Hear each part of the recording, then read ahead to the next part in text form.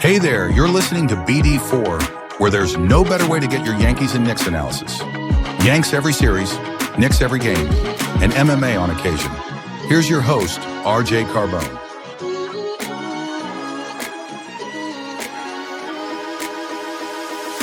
And a high drive into left center field. Stanton's going to watch another one fly. Are you kidding me? DiVincenzo a three. Bang! Bang! Knicks take a Take this time to apologize to absolutely nobody. At the wall. See ya! See ya! See ya! Mr. Nova. Anthony for three. Bang! That one goes down and the game is tied. You shook up the world again. I did it again. But God did it, man. I really just have To Bronson running away. Oh my! He has been the best player to put on that uniform. Ball game over. Yankees win. The Yankees win.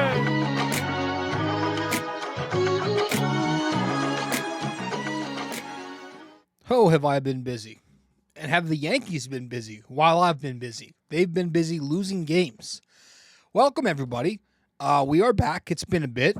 We could not cover the Fenway series, and we're very late here on covering the Angels series as I'm recording the night of Game 1 of the Yankees-Orioles series where the Yankees dropped. So I'm recording this couple hours after the Yankees lose to the Orioles, where we're going to talk about this Angel series and really just discuss the Yankees as a whole of late and talk about what we like and don't like.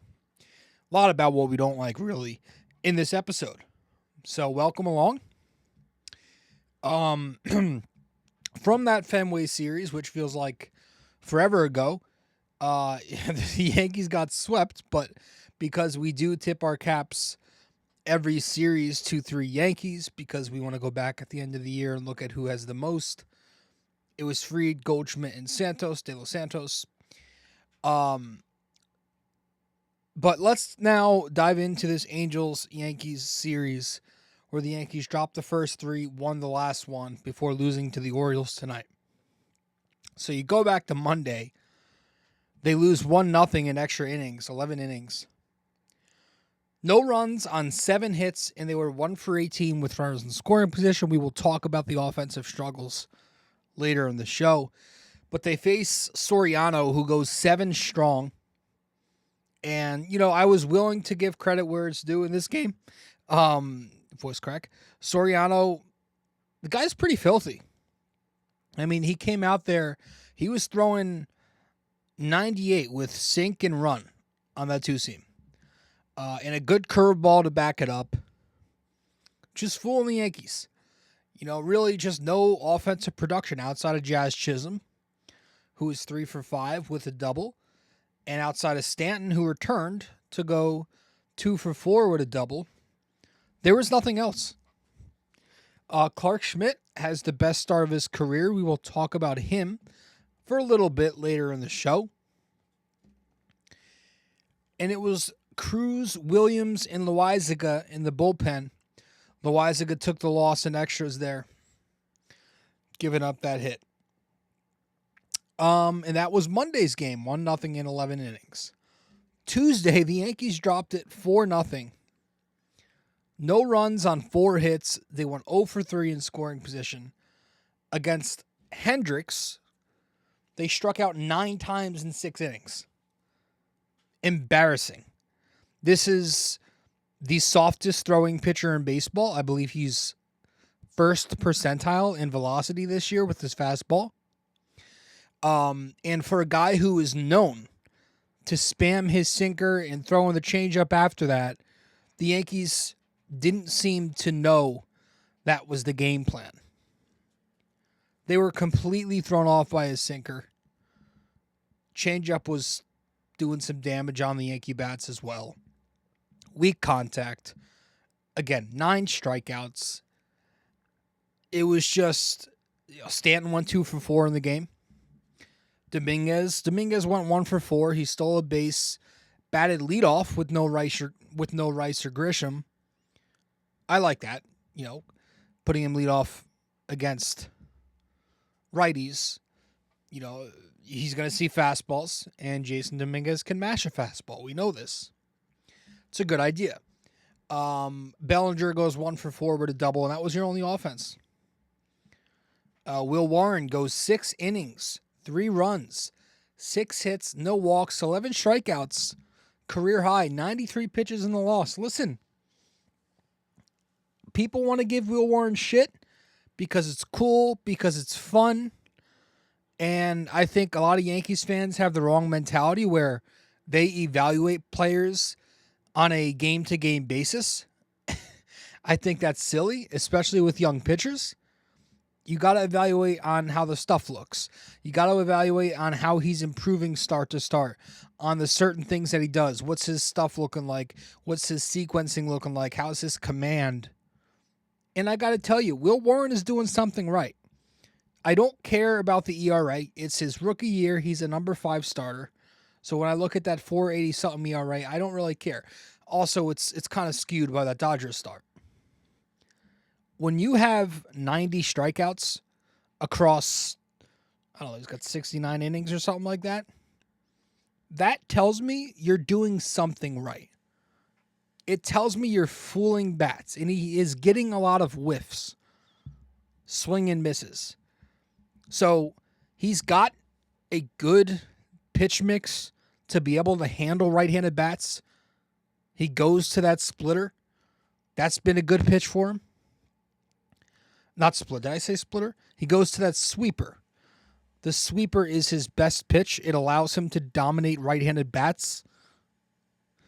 But I think the next step for him to be more effective against left-handed hitters and unlock himself as a starting pitcher is to start mastering his pitch mix against lefties, the changeup and the curveball. Once he figures those pitches out and he uses that effectively against left-handed hitters, he's going to be much more effective. He'll be able to go deeper into games. And honestly, 6 innings, and the 3 runs he gave up in this game, a lot of, soft contact hits. So Will Warren, I'm pretty high on Will Warren. Again, I'm not saying he's going to be an ace frontline starter, but I think Will Warren's floor to ceiling is anywhere from a righty-on-righty reliever to a number 3 in rotation. I think he's going to take that Clark Schmidt route, who had a similar role. Started as a right-on-right reliever, and he's now becoming a solid number 3.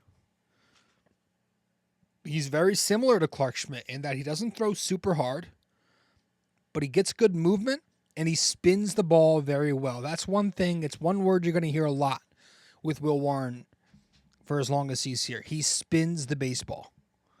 It's what makes his sweeper so effective. It's what makes his fastball so effective. And the fastball has been getting the best results for him this year. He spins it very well. It's got life. It doesn't have a ton of velo, but it's got life and it's got a little bit of movement. But the spin is what makes it good. That's what makes it lively. So Will Warren with a really good start, 11 more strikeouts, leads all rookies in strikeouts with 90. And he goes to the bullpen, Boone, after that. It's Hamilton to Efros. Hamilton goes 1 run. No command again. Efros doesn't allow a run. Looked pretty good, but he got sent back down after that. And that was game 2 of the series on Tuesday. On Wednesday, the Yankees lost 3-2 to the Angels. The Yankee bats 2 home runs to get their runs. Jazz Chisholm broke the 30-inning scoreless streak with a home run early on to make it 1-1. Bellinger put the Yankees up for a brief second after that with the home run. Ben Rice started at catcher in this game. He was 0 for 1 with a walk. And I think that's really all the notables as far as the lineup goes, because the lineup didn't do much else. Yarbrough pitched. He was the same, boring self, but he was fine. He was productive. 5 1/3, 2 runs. You take it. And this was obviously the game where Anthony Volpe made that very costly E6 and then poetically striking out to end the game. We will talk about Volpe in this show. Thursday, the Yankees lose 7-3 yesterday. Sorry, they won 7-3 yesterday. I'm so used to them losing. 7 runs on 12 hits for the Yankees, 5 extra base hits, 3 walks, 10 strikeouts. They were 3 for 8 with runners in scoring position. Bottom of the first, Stanton with an RBI to tie the game at 1. Bottom 2, Grisham, Goldschmidt go back-to-back. Pair of home runs to make it 4-3 Yankees. Bottom 7, Bellinger tacks on with an RBI single and make it 5-3. And bottom of the 8th inning, all the old men Yankees fans love this one. Some small ball. Jazz Chisholm with a bunt single to load the bases. Anthony Volpe an RBI on a ball in play, 6-3 Yanks. And then Austin Wells driving a sac fly to the outfield, 7-3. And that was your final for the Yankees. Carlos Rodon, 6 innings, 3 runs, 4 hits, 3 of them home runs, solo home runs. 1 walk, 7 strikeouts, 92 pitches in the win. So the home run issues continue to resurface lately. You know, he's not really been great of late.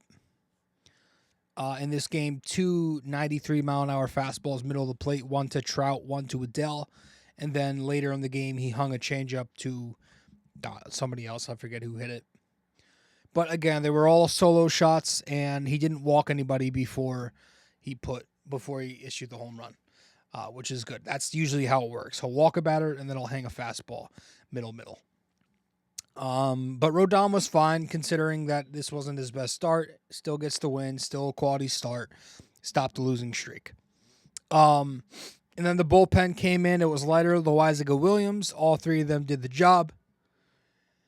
But yeah, the Yankees lose tonight, hosting the Orioles 5-3. And there weren't any fundamental errors that I can think of tonight, but dating back to the last 2 series entering this Orioles game, it's been a nightmare.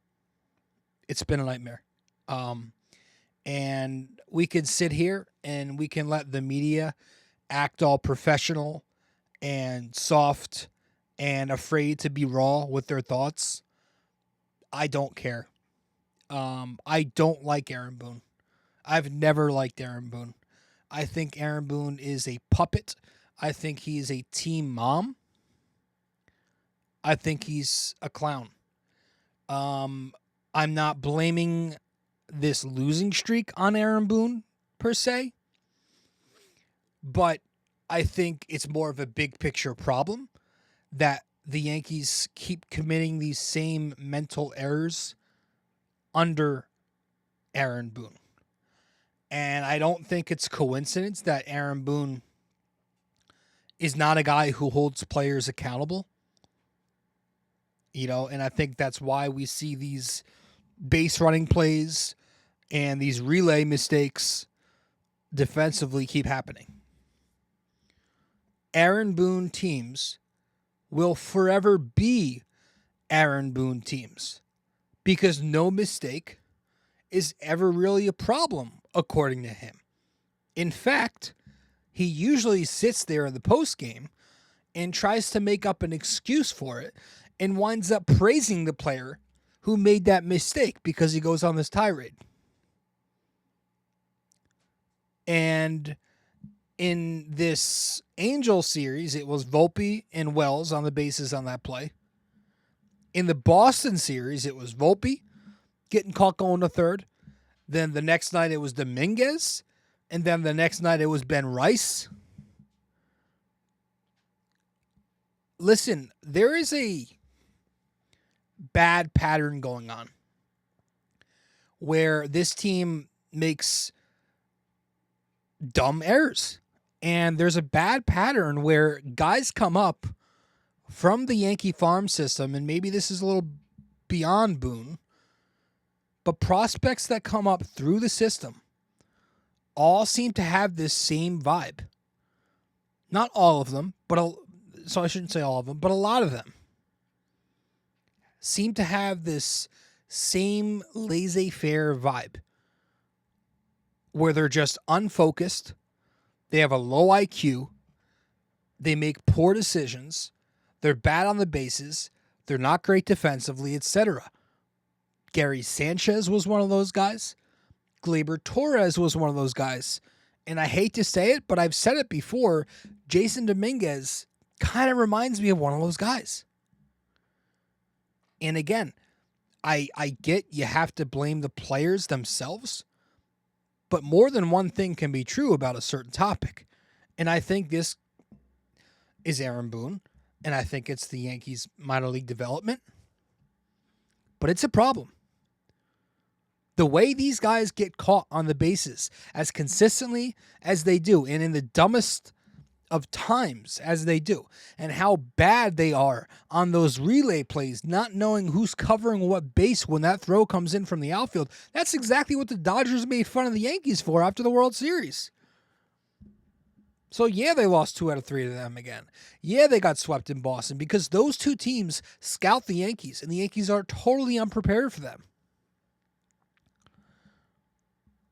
So that's a bigger issue problem, and that's the one thing I'm taking from this slump that the Yankees are in, this 7 out of 8 slump, this bad stretch of baseball.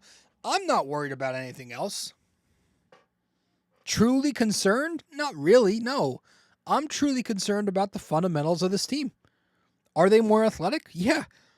They are very, very athletic this year. Got guys scoring from first base on a single. Yeah. They are better defensively in terms of making plays. Flashy plays, routine plays, they can do that.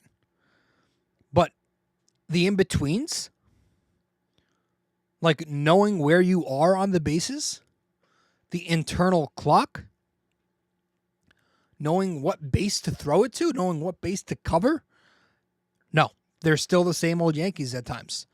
You see that hasn't fully gone away. Now, I'm not making excuses for this Yankee lineup being as pathetic as it's been. Right? I mean, they went through a stretch there where they scored 7 runs in 7 games and 0 runs in 3 consecutive games. And again, they went 30 innings without scoring a run. So I understand that they were making some hard contact during that stretch. So there was some bad luck and yada, yada. But the quality of at-bats were still very poor. So it's just everyone is slumping right now at once.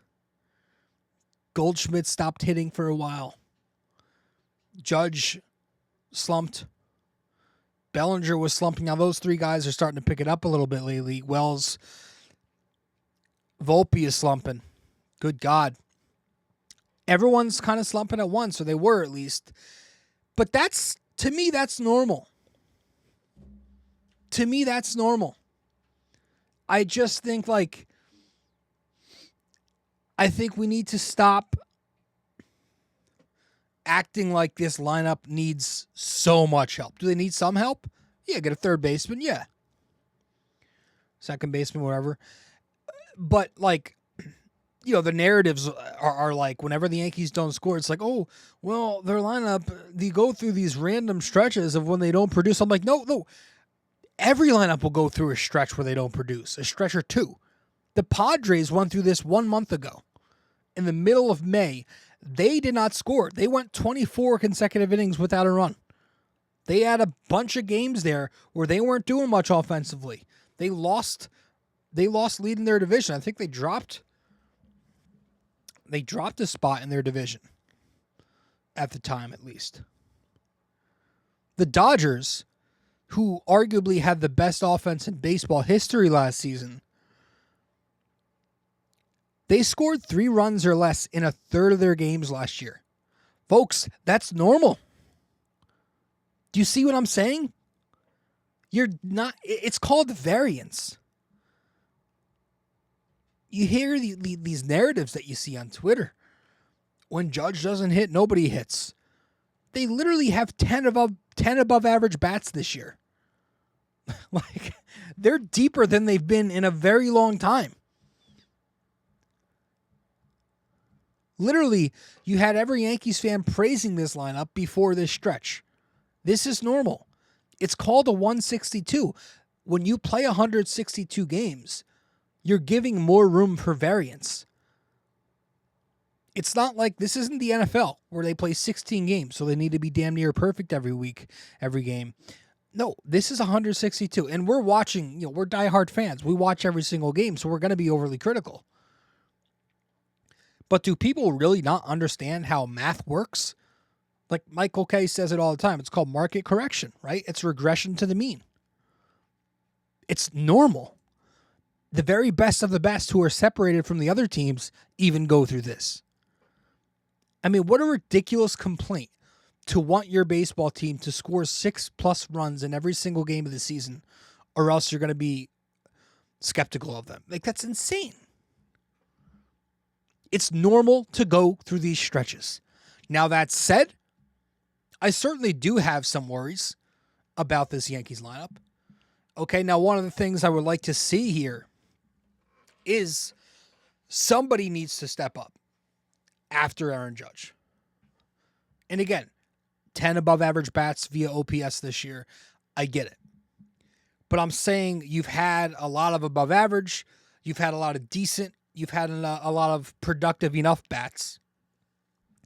But I still want to see, after Judge, a second all-star caliber bat. Right? We have a lot of 700 OPS guys, or guys who are just over that mark, the low 8s. But they need somebody after Aaron Judge to be that guy. And I think Bellinger should be that guy as the lefty who separates Judge and Stanton, who splits up the righties to avoid opposing managers going to their bullpen and going to a guy who spams sliders as a righty, to avoid those lanes where if Judge and Stanton are back to back, they're just going to bring in a righty reliever who throws sliders, to get that outside part of the plate. But you put Bellinger in between them with this new 3-batter minimum rule. I shouldn't say new anymore, but with the 3-batter minimum rule, you got Judge, Bellinger, Stanton. Well, now that righty has to face a lefty in Bellinger. Or on a certain day, it'll be Jazz Chisholm, like it was today. That's big for me, having Bellinger split up the righties, because that was the big issue for the Yankees in the World Series last year. It was they had too much guys from one side of the plate stacked in the lineup, right? It was too many lefties. And you saw the Dodgers go to their lefties out of the pen. You saw them go to Alex Vesia, etc., creating a lane for the bullpen.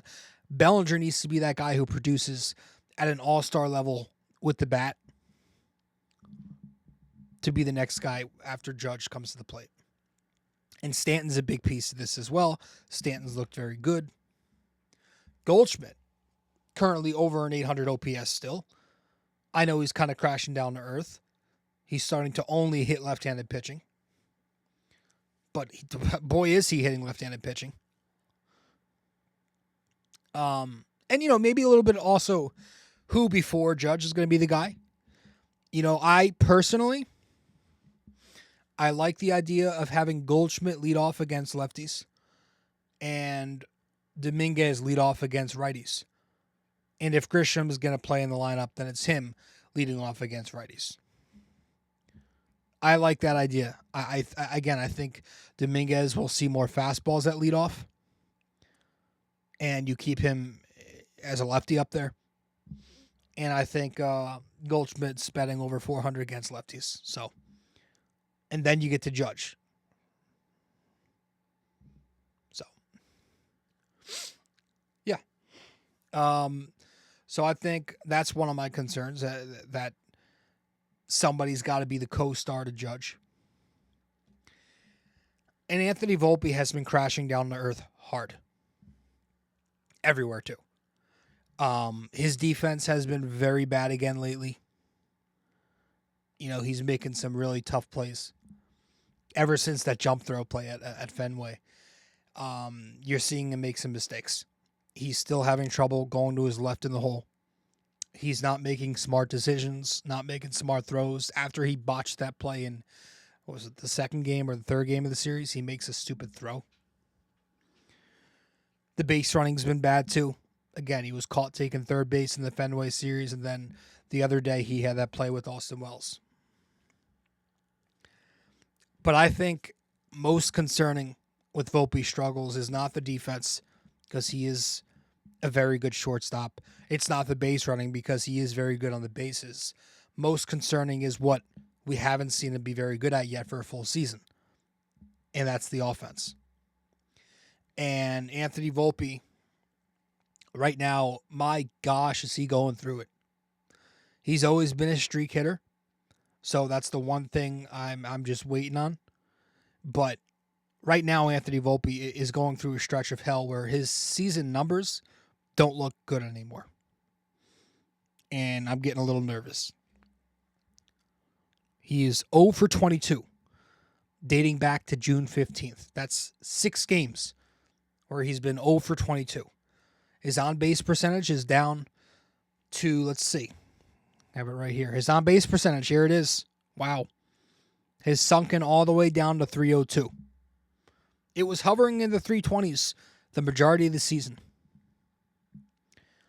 Until last night, he had no walks during this stretch. So 1 walk in his last 6 games. 228 average, that was hovering in the 240s for most of the year. A 408 slug, it was hovering in the mid 400s for most of the year, which means the OPS down to 710. He had it all the way to 775 at one point. But yeah, most of the year that's been hovering over 750, around 750. So he is just falling off a cliff, and he's having trouble with off speed still, and he's missing those fastballs inside the zone, which has been a problem at times for him. So I don't know. It's alarming. It's alarming to me because the walks aren't there, right? When a player stops walking, the at-bats are not quality. Oh shit, we're doing audio only. I just freaking whacked my mic. Muscle spasm. It's alarming because he did the same exact thing last season at the same exact time. You go back to last year, go to his game log on Baseball Reference if you want. Check when his numbers started to dip. It was the same thing. It was the middle of June where he dropped off after a very hot start at the bat. Now, the only pattern I can think of that's actually using logic and not just saying he sucks, the kid's a small kid. He's a small dude. Yes, he's durable, but the Yankees, they have been giving him, he's their golden child, right? He's the guy they run out there every single day, and they don't give him days off. I think he played 159 as a rookie. I think he played 160 last year, and he's played all but 1 game this year. I think the numbers back this up. When he sits, when there's a day off, when he gets a day, he plays better afterwards. I really think Anthony Volpe could use a day in one of these games, and we'll see how he responds. Because a lot of Yankees fans are very angry, and none of them want to really admit when they're wrong. So, of course, they're not really going to say anything positive about a guy they've been bashing. But believe it or not, before that Fenway Park series, Anthony Volpe was having himself a very solid season. You may not want to admit it because you just don't want to be wrong and you want to be right all the time. And Twitter's telling you, hey, join our cult. Let's just criticize this kid. I swear, it's how some Yankees fans are, man. It's a weird bunch. It's a weird bunch. I think I think Yankees fans are interesting, man. I think a lot of you guys, a lot of us clamor for them to play the kids, call up the prospects, do this with the young players, and then they come up here and they don't give you immediate production, and man, do you guys turn on them. And I think Michael Kay put it perfectly on his show today. I saw a clip of it just saying this, he's not Bobby Witt. And if you're expecting him at this point to turn out to be Bobby Witt, you're going to be pissed off. So maybe some of you haven't just accepted reality yet. But, I still think there's a world where he can finish the season as an above-average bat. And then when you take that and you look at the base running and the defense, you say, yeah, that's a good player. So I just want to see how he responds to this, because this was the turning point last year of when things started to go wrong again. So it's got to come. Can it come? Yes. Can it also go back to what it was? Yes. So this is kind of the breaking point for Volpe for me to see how he responds from this 0 for 21 stretch. 0 for 22.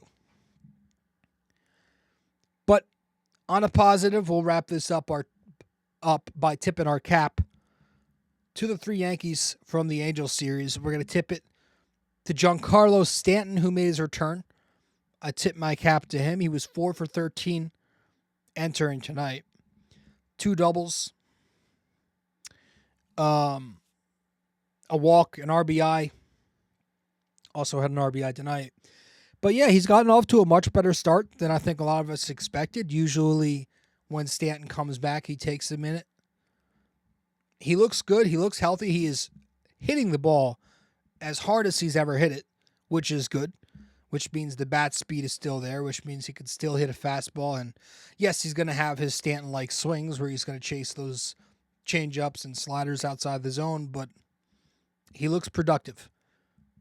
I just hope they play him, because sitting him doesn't do anything. He's going to get hurt no matter what. Play him while you have him. He missed, 60 whatever games already. So I tip my cap to Giancarlo Stanton already in his first series back. Clark Schmidt, I'm tipping my cap to him. This is our second time tipping the cap to Clark Schmidt. He pitched on Monday. He went 7 2/3, no runs, 4 hits, no walks, 3 strikeouts, no home runs allowed, 97 pitches. Got the no decision. This was definitely the best start of Clark Schmidt's career. And he's finally starting to pitch to his ceiling, man. You're seeing the full upside of Clark Schmidt being a number 3 starter. He's going deeper into games this year, and I think a big part of that is an improved pitch mix to lefties. Clark Schmidt looks really good. Cutters inside, upstairs. Going to the sweeper when he needs to, but using that curveball. Curveball's his pitch. He looks good. Looks very good. And all of a sudden you look at the rotation and you're looking at Fried, who's been phenomenal for you. You're looking at Rodon, who's been phenomenal for you. And you're looking at Clark Schmidt in a smaller sample, but he's been very good for you. And then, then Will Warren, Yarborough have been holding their own at the back. It's a good rotation, man.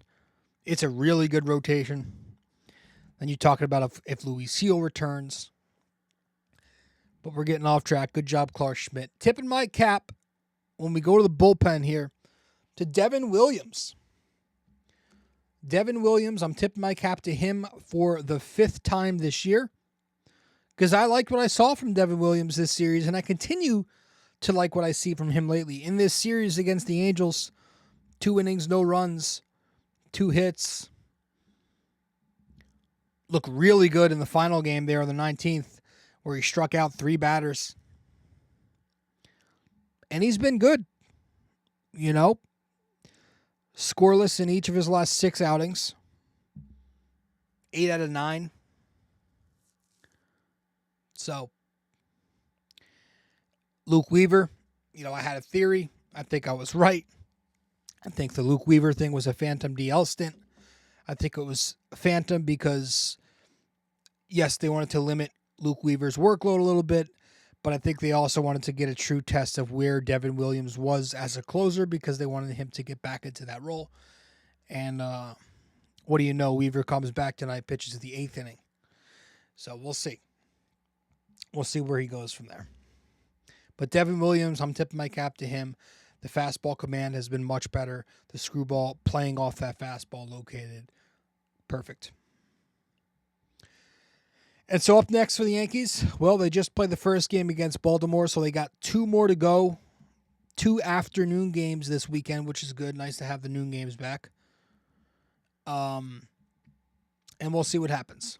But, maybe in this series we'll talk more about the pitching coming back to, I was going to say coming back to earth, but I mean in a good way. Maybe we'll talk more about the pitching, bouncing back from that rough stretch. Because they've been really good while the offense has disappeared. The pitching has been there. But we'll talk about that maybe if it continues in this Baltimore series, which the pitching wasn't great tonight. Appreciate you all for watching. We're going to get to a break, come back, wrap it up with our trivia question, and that will be that. Stay with us. Be back in a sec. Quick break here, guys. Stay connected with BD4 on social media. Follow us on Instagram and X at BD4Pod, and find us on Facebook by searching BD4. Don't miss out. Join the conversation. Want more BD4? Subscribe to our YouTube channel and never miss an episode. Hit that like button, drop a comment, and share with your fellow fans. Don't forget to ring that bell so you're always the first to know when a new video drops. Love BD4 but don't have the time to sit down and watch? Don't forget to subscribe on Apple Podcasts and Spotify so you never miss an episode. And if you're enjoying the show, leave us a 5-star rating and a quick review. It helps us grow and keeps the conversation going. Want everything BD4 in one place? Head to our website at bd4blog.com. You'll find links to every podcast platform, social media, and even our blog, where we dive deeper into all things BD4. Check it out now and stay connected.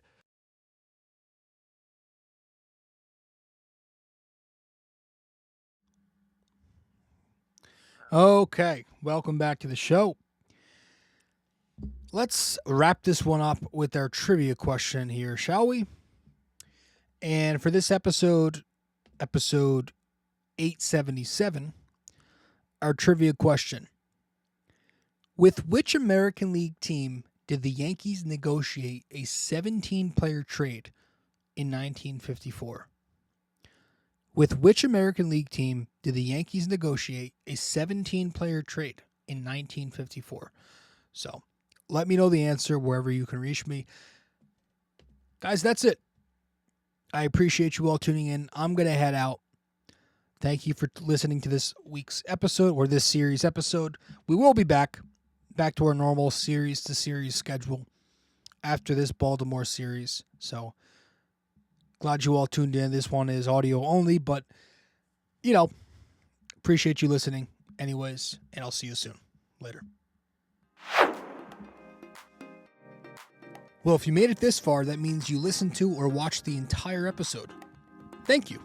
Just remember to follow, subscribe, download, rate and review, and all that fun stuff to help out the podcast. And I will see you in the next episode of BD4.